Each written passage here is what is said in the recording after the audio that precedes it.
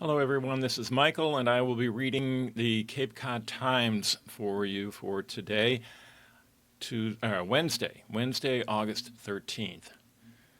Taking a look at the weather to start off today, mostly sunny and humid, 81 degrees. Tonight, temperatures down to 72 degrees, humid still, but mainly clear, then becoming cloudy. Tomorrow, Thursday, 82 degrees during the day, 70 in the evening, variably cloudy, and a stray thunderstorm, but still humid. On Friday, 79 during the day, 64 in the evening, low clouds and less humid.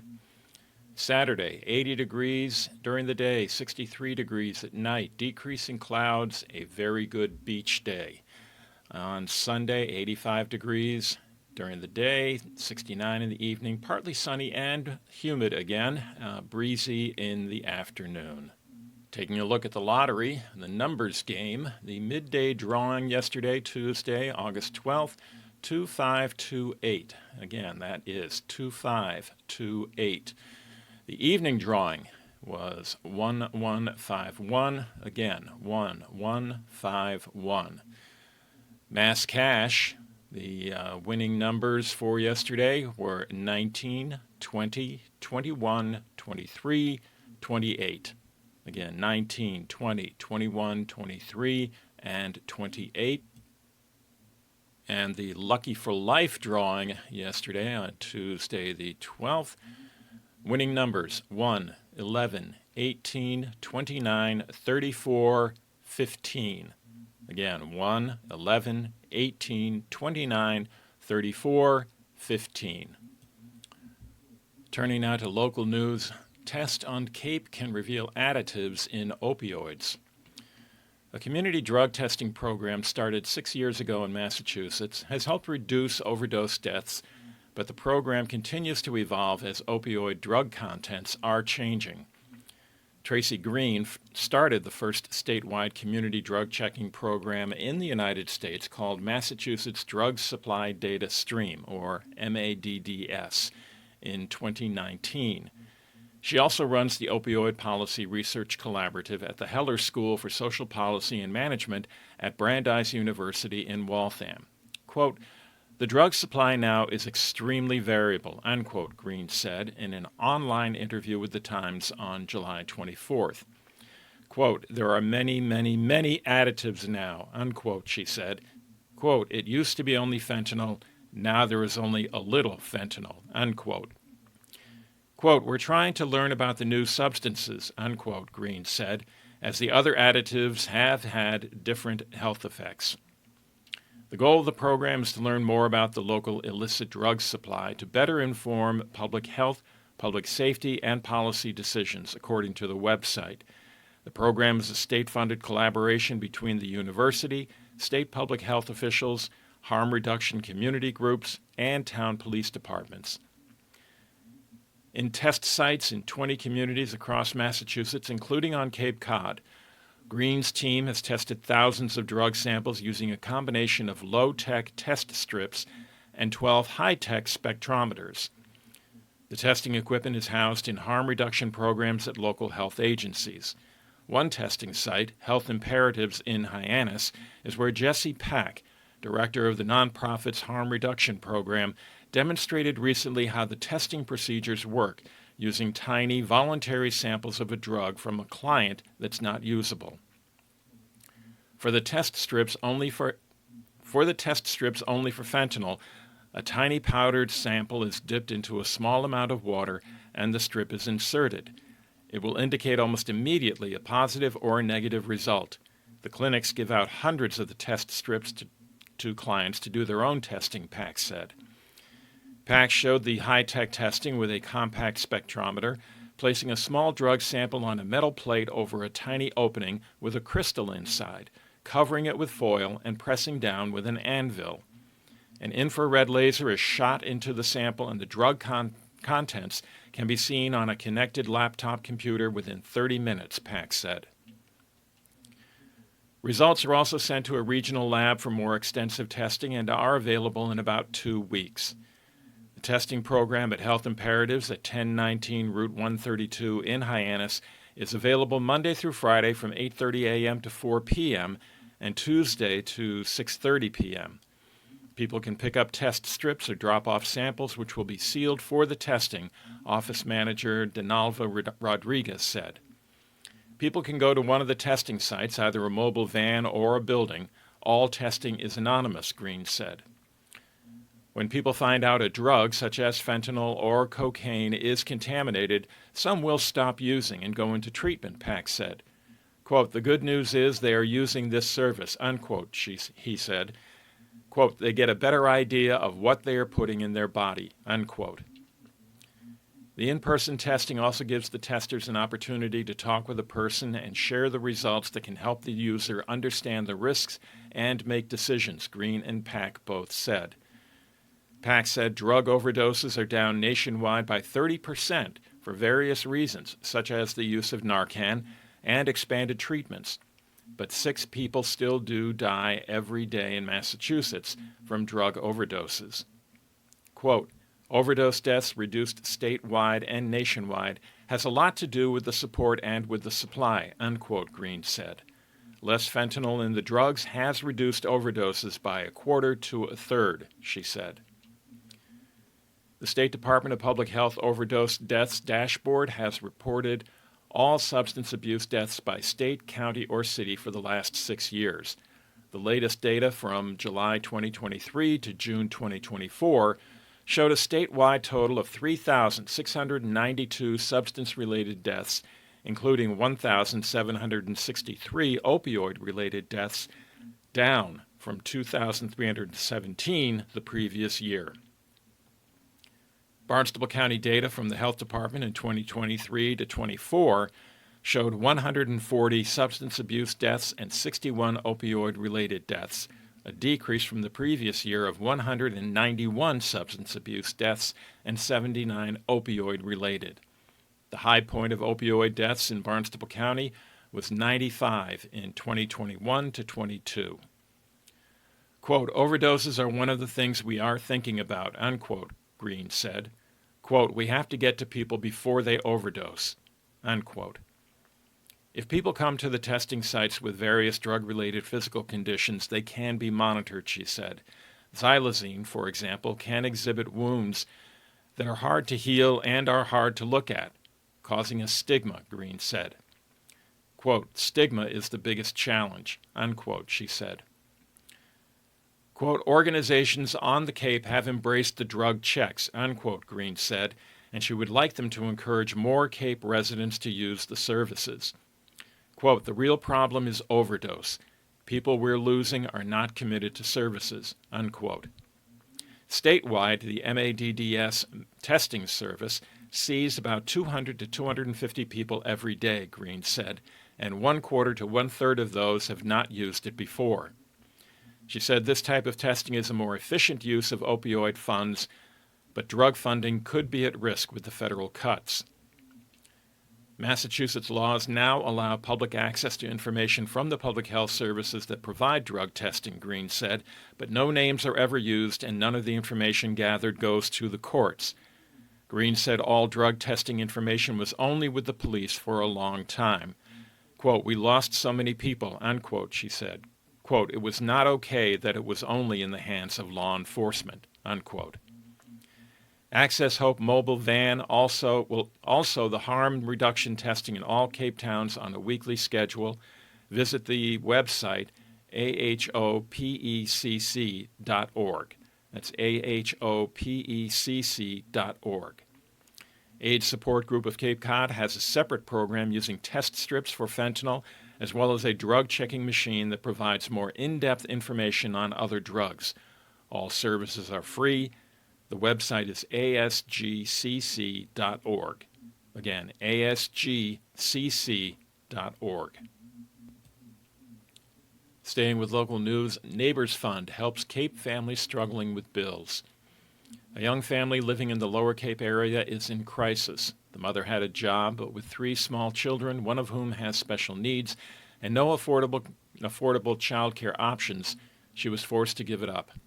The math just didn't work. Paying for care would cost more than she earned. So she stayed home, not by choice, but by necessity.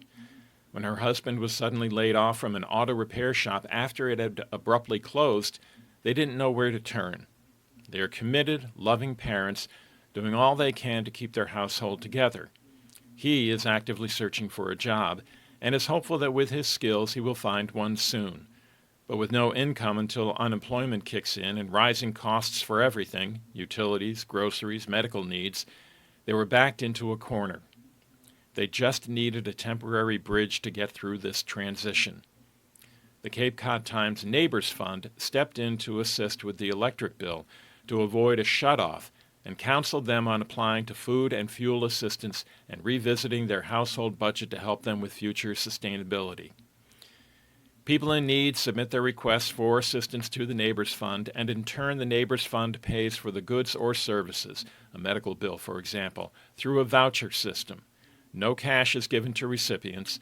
The Neighbors Fund fundraising drive includes a summer campaign and a holiday campaign. Generally, 90% of what is raised is spent on programming and 10% on administrative expenses.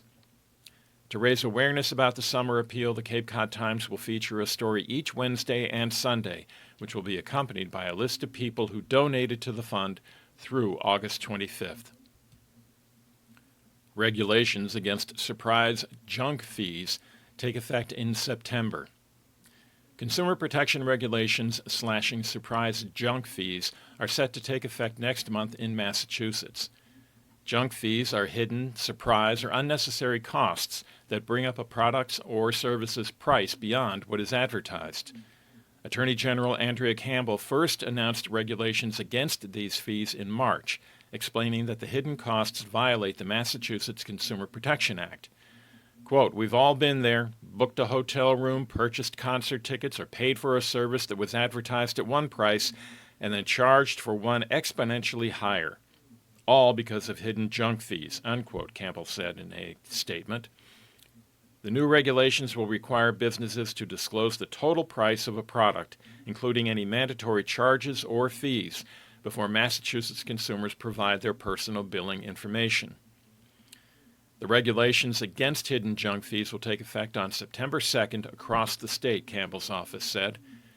Beginning next month, businesses will have to disclose the total price of a product plus any extra fees before a consumer has to enter their billing information, according to Campbell's office. Businesses will also be required to disclose the nature, purpose, and amount of any fees imposed on a transaction. They must also note whether any charges are optional or waivable, providing instructions on how to avoid such charges. When presenting trial offers, businesses will have to disclose any charges consumers may incur upon acceptance, the office said. It will also be required for businesses to clarify the calendar date by which a consumer must cancel it before they are charged, in addition to instructions on how to cancel. If a consumer signs up for a product or service involving a recurring charge or subscription, the business must disclose whether any charges will increase after a certain period. Some seek to challenge legal cannabis in Massachusetts. A group of Massachusetts citizens have filed an initiative petition to roll back marijuana legalization in the state, according to the Massachusetts Attorney General's office. On August 6th, the Attorney General's office announced that 19 groups had filed 47 initiative petitions for new proposed laws or constitutional amendments. Two of the proposed laws, both filed by Caroline Cunningham and signed by about 14 others, would repeal provisions in the current marijuana law passed in 2016 that allow for the drug to be sold commercially in the state. However, the process to become law is lengthy, and there are other challenges in its way. The two proposed laws on marijuana are largely similar. Both titled An Act to Restore a Sensible Marijuana Policy, they would repeal Chapters 94G and 64N in the Massachusetts General Laws, which are sections that regulate the use, distribution, and taxation of recreational marijuana. It would also repeal adults' right to cultivate cannabis at home. It would decriminalize possession of more than 1 ounce, but less than 2 ounces, and a violation of the law would only be a civil offense with a fine of $100. While retail sales wouldn't be allowed, adults would still be able to gift cannabis to each other. Medical marijuana would stay legal under the proposals, but one would tighten THC limitations. Proposed laws and constitutional amendments must go through a long process to make it to the statewide election ballot in November 2026. First, the Attorney General's office must review whether the petitions meet certain constitutional requirements to be filed with the Secretary of the Commonwealth. They will announce whether it's been approved for certification on September 3rd.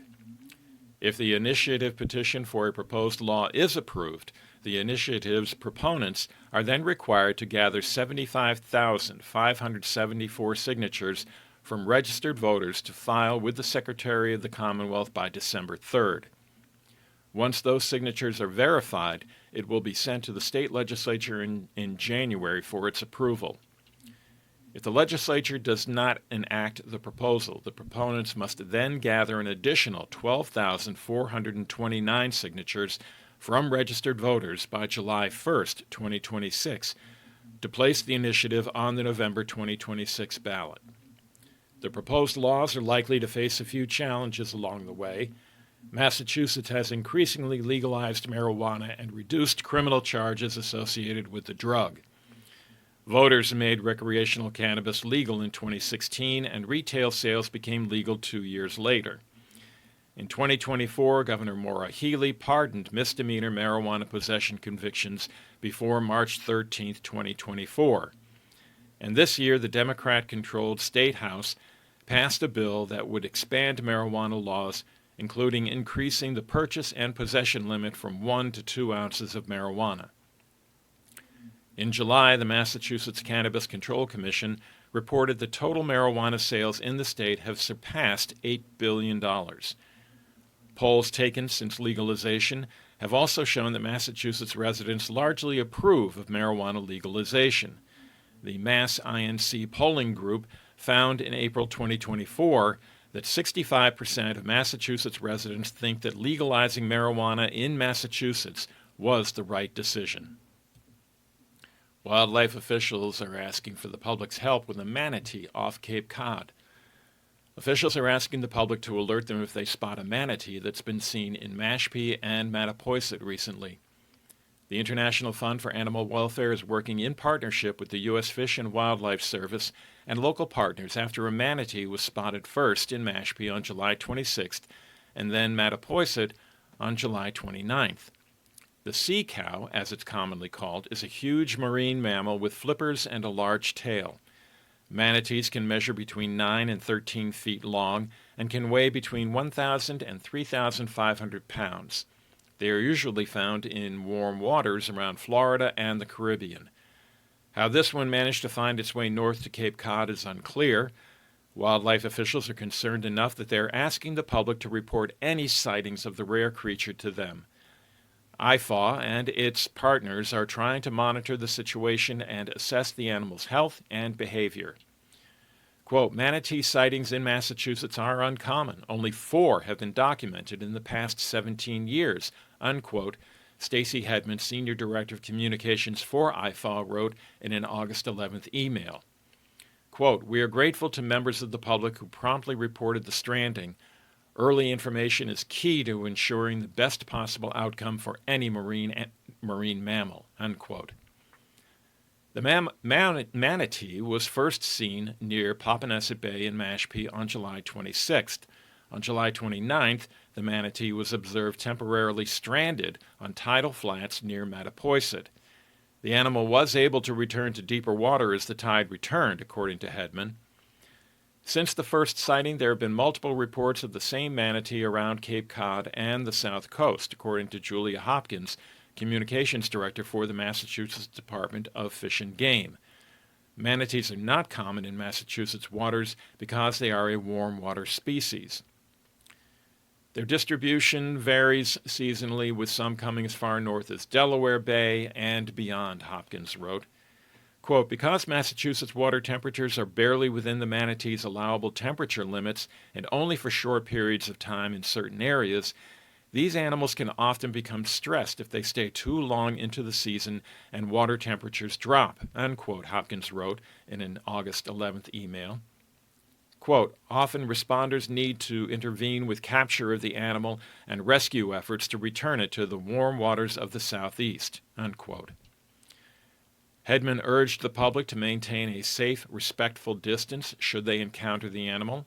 Quote, do not attempt to feed, touch, or closely approach the animal, unquote, Hedman wrote. Quote, these actions can be harmful to both the animal and the public, and in some cases are a violation of federal law, unquote. She asked the public to report any stranded or distressed marine mammal to IFAW's stranding hotline at 508-743-9548. Again, the number is 508-743-9548. The last time a manatee was spotted in Cape waters was September 2016. The pregnant manatee was captured by IFAW off Falmouth's Washburn Island and taken to Mystic Aquarium for rehabilitation. It was released in Florida in November of that year. Taking a look at news on the national scene, data shows D.C. crime rates are down. President Donald Trump is deploying the National Guard to Washington, D.C. to combat what he called, quote, bloodshed, bedlam, and squalor, and worse, unquote. But crime data paints a much more nuanced picture of what's going on in the nation's capital. Among major cities in the United States, Washington does have relatively high rates of violent crime and murder, but it has a much lower violent crime rate than some cities Trump hasn't spotlighted, such as Memphis, Tennessee. In Washington, different types of crime tend to be concentrated in different parts of the city, and crime overall has been on a downward trend in recent years. The murder rate is far below its historic peak. Thaddeus Johnson, a senior fellow at the Nonpartisan Council on Criminal Justice and a former police officer, said the capital is, quote, on par, unquote, with other big cities. He explained that, like many of its counterparts, Washington saw crime increase during the height of the COVID-19 pandemic and the years that followed, but it's now seeing a decrease. Quote, it's not perfect, unquote, Johnson said. Quote, it's a lot of work to do, unquote. The Metropolitan Police Department reported a 35% drop in violent crime and a 15% decrease in overall crime from 2023 to 2024. Matthew M. Graves, the former U.S. Attorney for the District of Columbia, who also served as the city's local prosecutor, cited these stats in January as a testament to his prosecutorial strategy. Between 2023 and 2024, crime categories went down between 2%, theft not related to cars, and 64%, arson. But 2023 also saw 274 homicides reported, higher than any year since 2005, according to the Metropolitan Police Department. Quote, we have to be mindful that we had almost historic peaks in these crimes, and so we're going to have to get back to par first, unquote, Johnson said, pointing to lower pre-pandemic crime levels in 2018 and 2019. Quote, and we're still working that way, and we're coming closer, unquote.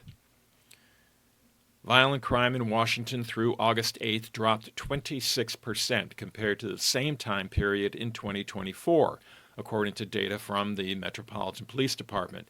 This includes a 50% decrease in sex abuse. Overall crime is down 7% so far. Motor vehicle theft is level, and burglary is down 20%. Johnson said 200 or so people tend to be responsible for much of the crime in a city like Washington. The crimes tend to be concentrated in black and brown communities and happen between people who know each other, he said. Violent crime in Washington is highest in Ward 8, the southeastern corner of the city, that includes the low-income area Anacostia, according to an interactive map on the city government's website, followed by Wards 7 and 5 in the eastern part of the city. Violent crime is lowest in Ward 3 in the affluent northwest part of the city, bordering Maryland and across the Potomac River from Virginia. Property crime is highest in Ward 2, a tourist-heavy area that includes the National Mall, the White House, and other landmarks, and Ward 5, an area in the northeast part of the city that borders Maryland. Washington's rate of murder and non-negligent manslaughter was 25.5 per 100,000 people in 2024, according to a USA Today analysis of the FBI's Uniform Crime Reporting Program data. This puts Washington at number 5 among more than 30 cities with more than 500,000 people. The FBI categorizes crimes differently from the Metropolitan Police Department, so the rate will differ slightly from the police department's data. But the categorization is consistent across the country and the best source for comparing local crime data nationally. Memphis ranks number 1 with 40.6 per 100,000 people, followed by Baltimore, 34.8, Detroit, 31.2, and Kansas City, Missouri, 27.6. When other violent crime is factored in, Washington ranks lower among large cities. The city's violent crime rate is 926 per 100,000 residents, according to USA Today's analysis of the FBI's Uniform Crime Reporting Program data. Violent crime includes murder and non-negligent manslaughter, rape, robbery, and aggravated assault.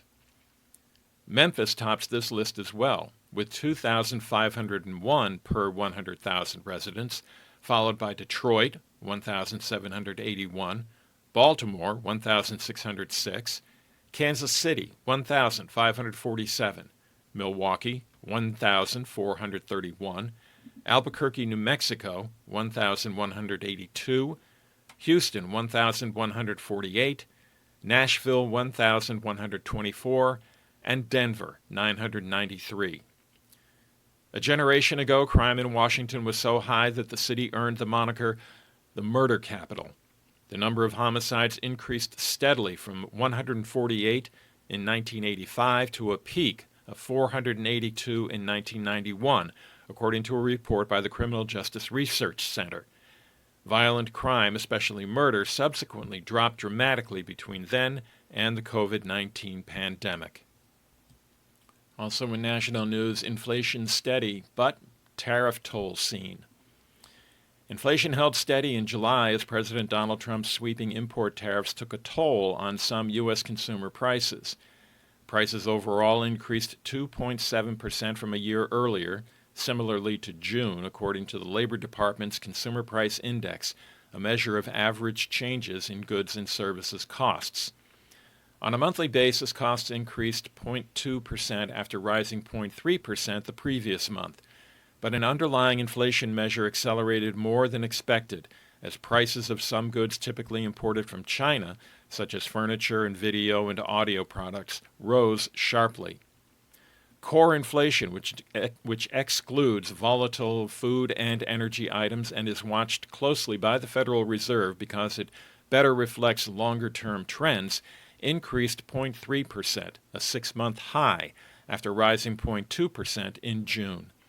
That nudged the annual increase from 2.9% to 3.1%, the highest since February. Some economists said the numbers won't be enough to keep the Federal Reserve from cutting interest rates in September. Looking at the details, gasoline prices fell 2.2%, the 5th drop in the last 6 months, and are down 9.5% over the past year. Regular unleaded averaged $3.14 a gallon August 11th, down from $3.16 a month ago and $3.45 a year ago, according to AAA. Oil prices have fallen this year on concerns the trade war will hurt the global economy and increased oil production by OPEC countries. That has led gas prices lower. Average rent increased 0.3%, pushing down the annual increase to 3.5%, the smallest since December 2021. Lower rents for new leases are finally pulling down rates for existing tenants. Housing costs have been the biggest inflation driver, making up 35% of overall price increases in July. Other service costs also increased sharply. Airline fares jumped 4% after falling for several months. Medical care costs rose 0.8%, and car maintenance and repair bills jumped 1%. But car insurance costs, which generally have surged since the pandemic, edged up just 0.1%, and hotel rates fell 1%. Grocery costs dipped 0.1% following a 0.3% rise the previous month. Egg prices tumbled 3.9%, continuing a recent decline amid the easing of a bird flu outbreak that had caused prices to soar. Other staples also got less expensive, with breakfast cereal prices down 0.7%, rice off 0.6%, chicken 0.4%, and fresh fish and seafood 0.5%. Some other items got pricier, with uncooked ground beef rising 2.4%, bacon 0.6%, and bread 0.4%. Inflation has been pulled by conflicting forces this year. On the one hand, services prices that soared following the COVID-19 pandemic have climbed more modestly or drifted lower. Rent hikes, for example, have softened. Wage increases have slowed as pandemic-related labor shortages eased. And Americans grappling with higher inflation have reined in their spending on travel and recreational activities, generally lowering airfares and hotel rates. Absent the tariffs, yearly inflation likely would already be at the Fed's 2% goal, economists have said. But the tariffs, which had minimal effects on consumer prices through the first 5 months of 2025, began delivering a bigger blow in June, and forecasters expect a growing impact on the cost of goods over the next few months. Duties already in effect for weeks or months include a 30% tax on Chinese imports, 50% on steel and aluminum, and 25% on foreign cars. The average U.S. tariff rate has jumped from less than 3% in January to 15 to 20%. Retailers and manufacturers cushioned the hit to consumers by stocking up on inventory before the levies took effect and absorbing some cost increases themselves, among other strategies. But economists say those tactics largely have played out. The cost of goods likely to be affected by tariffs turned in a mixed showing in the July report. Furniture prices increased 0.9%, and video and audio products rose 0.8%. But apparel ticked up just 0.1%, and toys were up 0.2%. Quote, some monthly variation in price changes is normal, and it remains the case that prices have risen the most since January for goods that are primarily imported, unquote, economist Sam Toombs of Pantheon Macroeconomics wrote in a note to clients.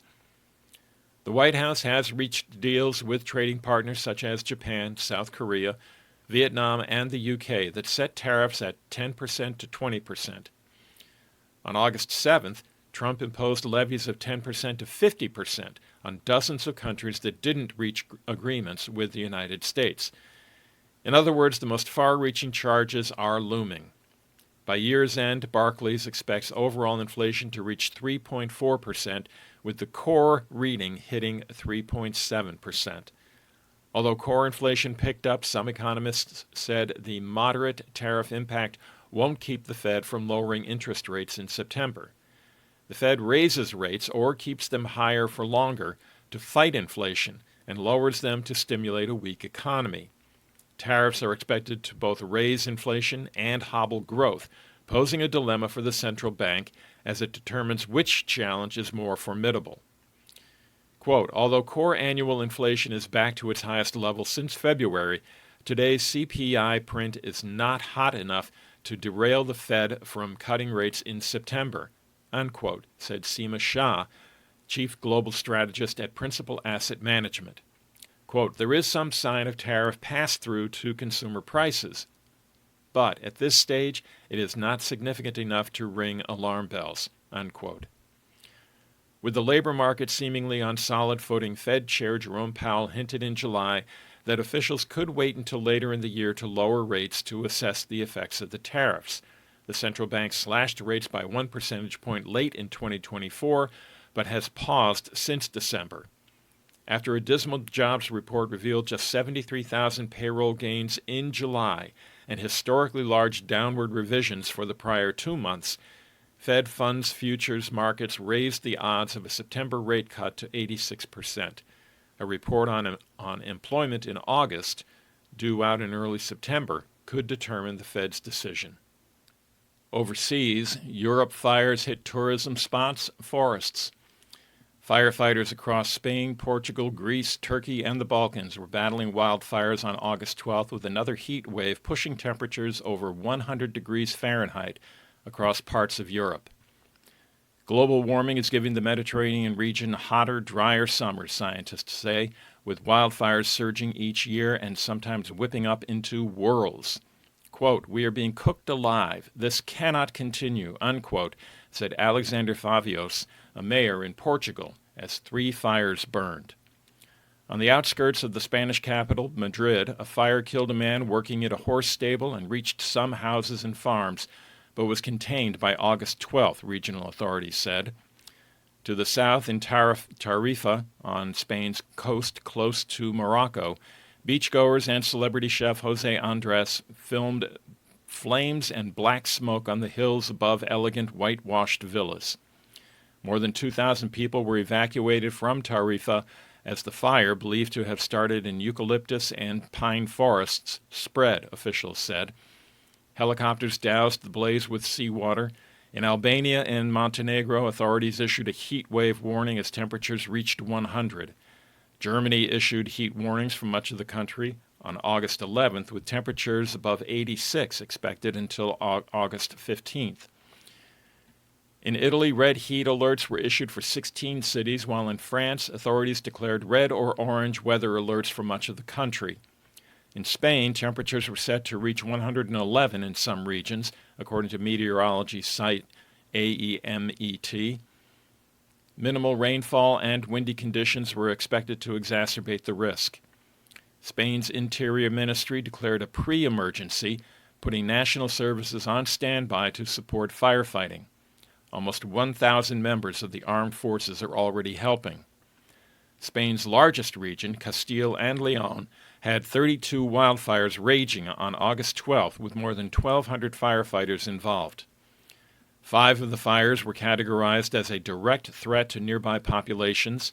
In Leon province, around 3,780 residents were evacuated, while over 600 residents of 7 towns in Zamora were also ordered to leave their homes.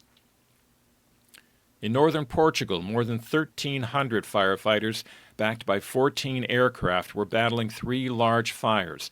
One of them, in the Vila Real area, has been burning for 10 days. Favios, the local mayor, pleaded for more government help. Quote, "It's been 10 days of extremely hard fight against the flames, 10 days that our population is in panic, without knowing when the fire will knock on their door," unquote, he told broadcaster RTP. With 2 Portuguese water-bombing planes in need of repair, authorities on August 11th requested help from Morocco, which sent 2 replacement planes. A heat wave that brought temperatures of more than 100 degrees to northern Portugal in the past week showed signs of abating on August 12th, with rain and thunderstorms expected, according to Weather Service IPMA. Across Albania, swaths of forest and farmland have been burned by wildfires in the past week. Helicopters from the Czech Republic, Slovakia, and the United Arab Emirates assisted the Balkan state to contain 19 separate wildfires stoked by strong winds on August 12th. In neighboring Montenegro, authorities backed by helicopters from Serbia and Croatia contained a wildfire near the capital, Podgorica, on August 12th, with the city covered by smoke. In the Middle East, Israel bombards areas of Gaza City. Israeli planes and tanks kept bombarding eastern areas of Gaza City, Gaza Strip, overnight, killing at least 11 people, witnesses and medics said on August 12th, with Hamas leader Khalil al-Hayya due in Cairo for talks to revive a U.S.-backed ceasefire plan. The latest round of indirect talks with Qatar ended in deadlock in late July, with Israel and Palestinian militant group Hamas trading blame over the lack of progress on a U.S. proposal for a 60-day truce and hostage release deal. Israel has since said it will launch a new offensive and seize control of Gaza City, which it captured shortly after the war's outbreak in October 2023 before pulling out. Israeli Prime Minister Benjamin Netanyahu's plan to expand military control over Gaza, expected to be launched in October, has increased a global outcry over the widespread devastation and a hunger crisis spreading among Gaza's largely homeless population of more than 2 million. It has also stirred criticism in Israel, with the military chief of staff warning it could endanger surviving hostages and prove a death trap for Israeli soldiers. It has also raised fears of further displacement and hardship among the estimated 1 million Palestinians in the Gaza City region. A Palestinian official with knowledge of the ceasefire talks said Hamas was prepared to return to the negotiating table, and the leaders who were visiting Cairo on August 12th would reaffirm that stance. Quote, Hamas believes negotiation is the only way to end the war and is open to discuss any ideas that would secure an end to the war, unquote, the official, who asked not to be named due to the sensitivity of the matter, told Reuters. Egypt's state-affiliated Al-Qahira news television said the Hamas delegates have arrived in Egypt, quote, for consultations over ceasefire talks, unquote. However, the gaps between the sides appear to remain wide on key issues, including the extent of any Israeli military withdrawal and demands for Hamas to disarm. A Hamas official told Reuters on August 12th the group was ready to relinquish Gaza governance on behalf of a nonpartisan committee, but it wouldn't drop its arms before a Palestinian state is established. On August 12th, Gaza's health ministry said that 89 Palestinians have been killed by Israeli fire in the past 24 hours. Witnesses and medics said Israeli bombardments overnight killed 7 people in 2 houses in Gaza City's Zaitun suburb and another 4 in an apartment building in the city center. In the south of Gaza, 5 people, including a couple and their child, were killed by an Israeli strike on a house in the city of Khan Yunis, and 4 others by a strike on a tent encampment in nearby coastal Mawazi, medics said. The Israeli military said it was looking into the reports of the latest bombardments and that forces take precautions to mitigate civilian harm.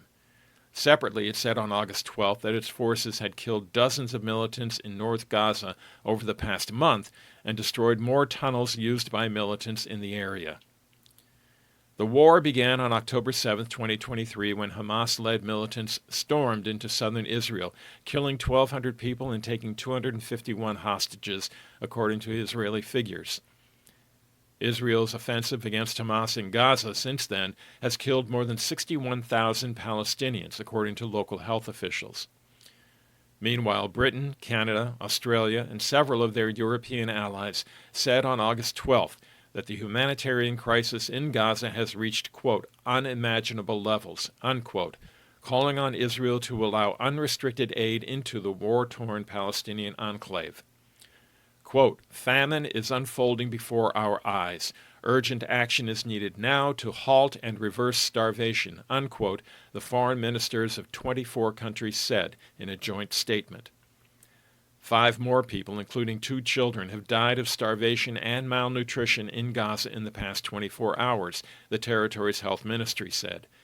The new deaths raised the toll from the same causes to 227, including 103 children, since the war started, it added. Quote, we call on the government of Israel to provide authorization for all international NGO, that is, non-governmental organizations, aid shipments, and to unblock essential humanitarian actors from operating, unquote, the statement said.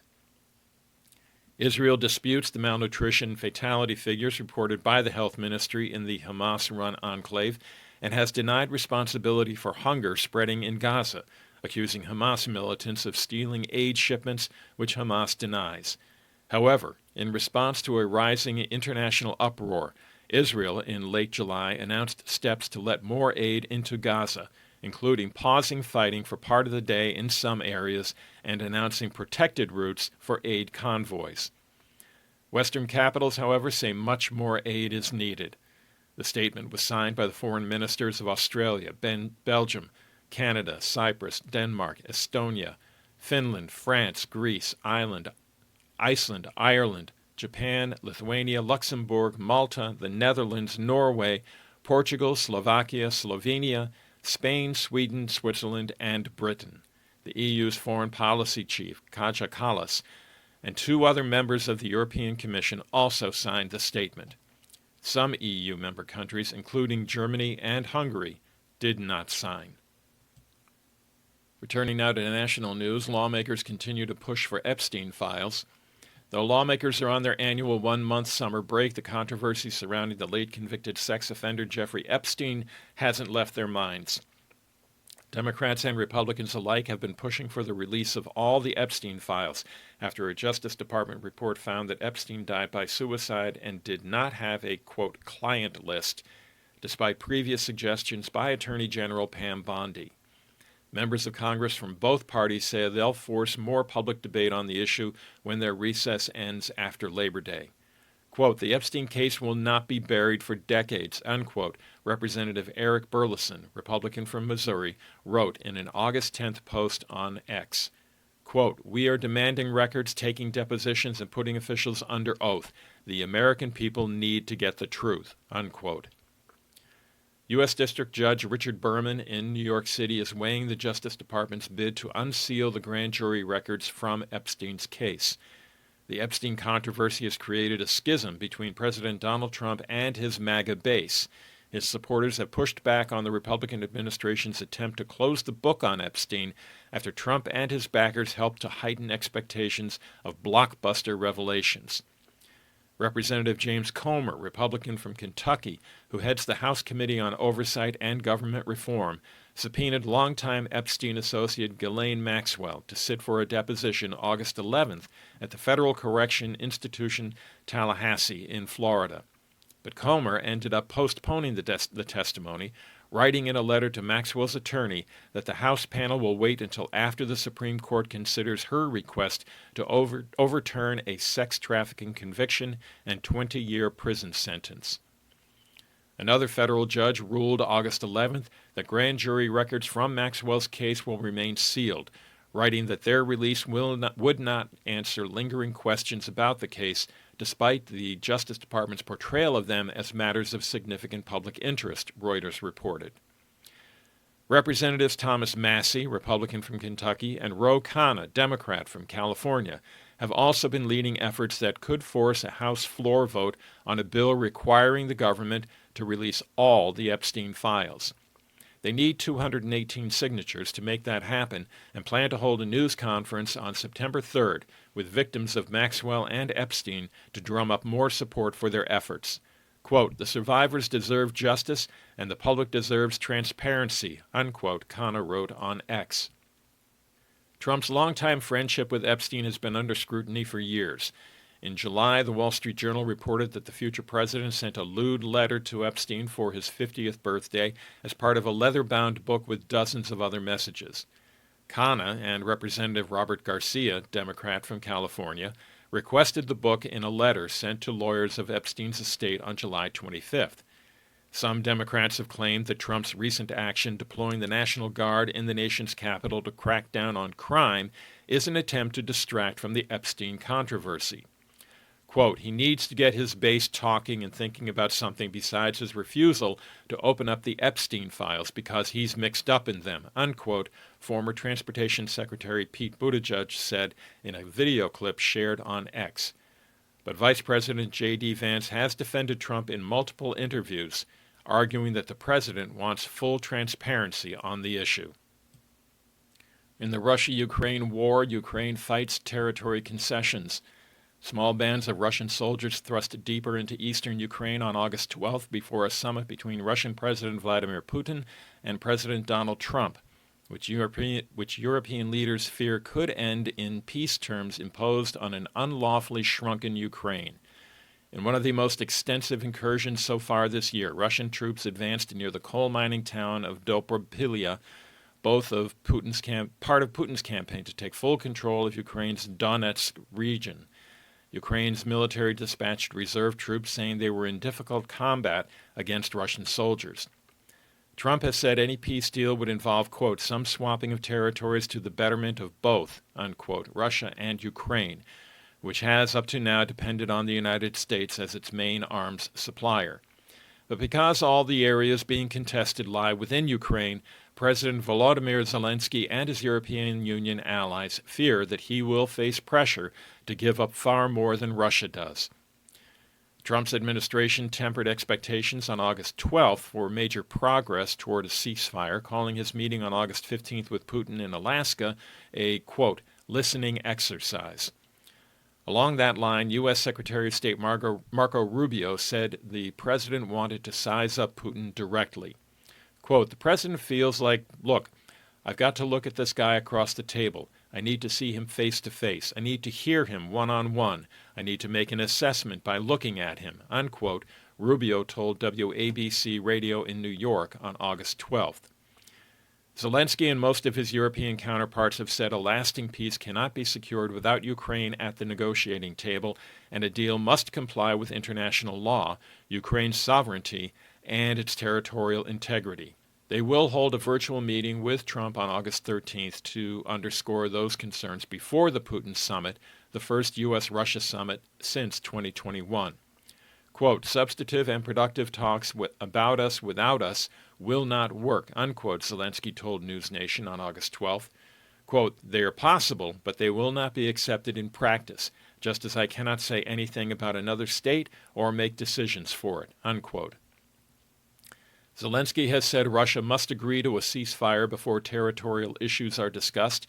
He would reject any Russian proposal that Ukraine pull its troops from the eastern Donbas region and cede its defensive lines. Asked why Zelensky was not joining the U.S. and Russia leaders at the Alaska summit, a White House spokeswoman said that the bilateral meeting had been proposed by Putin and that Trump accepted to get, quote, a better understanding, unquote, of how to end the war. Quote, this is for the president to go and to get a more firm and better understanding of how we can hopefully bring this war to an end, unquote, Press Secretary Caroline Leavitt told reporters. Trump is open to a trilateral meeting with Putin and Zelensky later, Leavitt said. Ukraine faces a troop shortage, easing the path for the latest Russian advances. Quote, this breakthrough is like a gift to Putin and Trump during the negotiations, unquote, said Sergei Markov, a former Kremlin advisor, suggesting it could increase pressure on Ukraine to yield territory under any deal. Ukraine's military, meanwhile, said it had retaken 2 villages in the eastern region of Sumy on August 11th, part of a small reversal in more than a year of slow Russian gains in the southeast. Russia, which launched its full-scale invasion of Ukraine in February 2022, has mounted a new offensive this year in Sumy after Putin demanded a buffer zone there. Ukraine and its European allies fear that Trump, keen to claim credit for making peace and seal new business deals with Russia's government, will end up rewarding Putin for 11 years of efforts to seize Ukrainian territory, the last 3 in open warfare.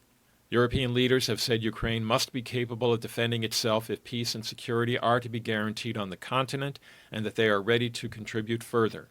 Quote, Ukraine cannot lose this war, and nobody has the right to pressure Ukraine into making territorial or other concessions or making decisions that smack of capitulation, unquote, Polish Prime Minister Donald Tusk said at a government meeting. Quote, I hope we can convince President Trump about the European position, unquote. Zelensky has said he and European leaders, quote, all support President Trump's determination, unquote. Hungarian Prime Minister Viktor Orban, Putin's principal ally in Europe, was the only leader not to join the EU's Statement of Unity. He mocked his counterparts as sidelined and said Russia had already defeated Ukraine. Quote, the Ukrainians have lost the war. Russia has won this war, unquote, Orban told the Patriot YouTube channel. Trump had been recently hardening his stance toward Russia, agreeing to send more U.S. weapons to Ukraine and threatening hefty trade tariffs on buyers of Russian oil in an ultimatum that has now lapsed. That's all the time that I have for today. This has been Michael reading the Cape Cod Times for today, Wednesday, August 13th. Please have a wonderful day for yourself.